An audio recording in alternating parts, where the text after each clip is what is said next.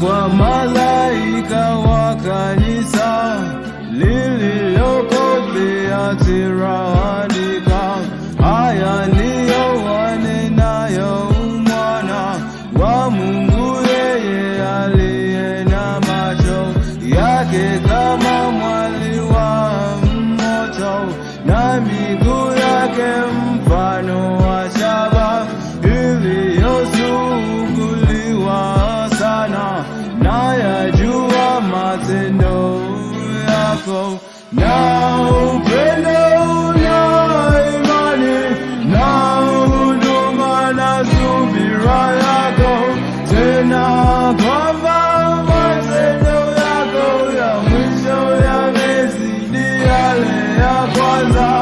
Lakini nina neno juu yako, ya kwamba wamrithi yule mwanamke Yezebeli, yeye ajitaye nabii na kuwafundisha watumishi wangu na kuwapoteza ili wazini na kula vitu vilivyotolewa sadaka kwa sanamu.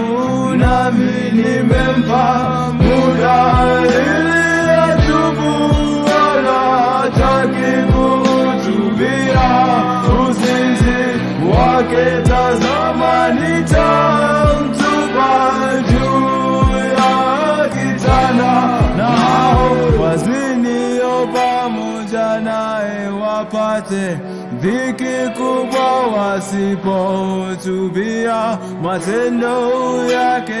Nami nitawaua watoto wake kwa mauti, na makanisa yote watajua ya kuwa mimi ndiye achunguzaye viuno na mioyo. Nami nitampa kila mmoja wenu kadiri ya matendo yake. Lakini nawaambia ninyi wengine mlioko Thiatira, wowote wasio na mafundisho hayo, wasiozijua fumbo za Shetani, kama vile wasemavyo, sitaweka juu yenu mzigo mwingine.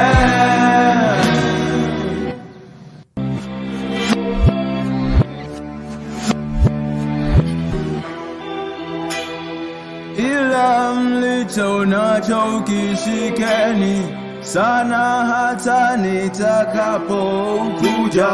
Na yeye ashindaye na kuyatunza matendo yangu hata mwisho, nitampa mamlaka juu ya mataifa, naye atawachunga kwa fimbo ya chuma, kama vyombo vya mfinyanzi vipondwavyo, kama mimi nami nilivyopokea kwa Baba yangu. Nami nitampa ile nyota ya asubuhi, yeye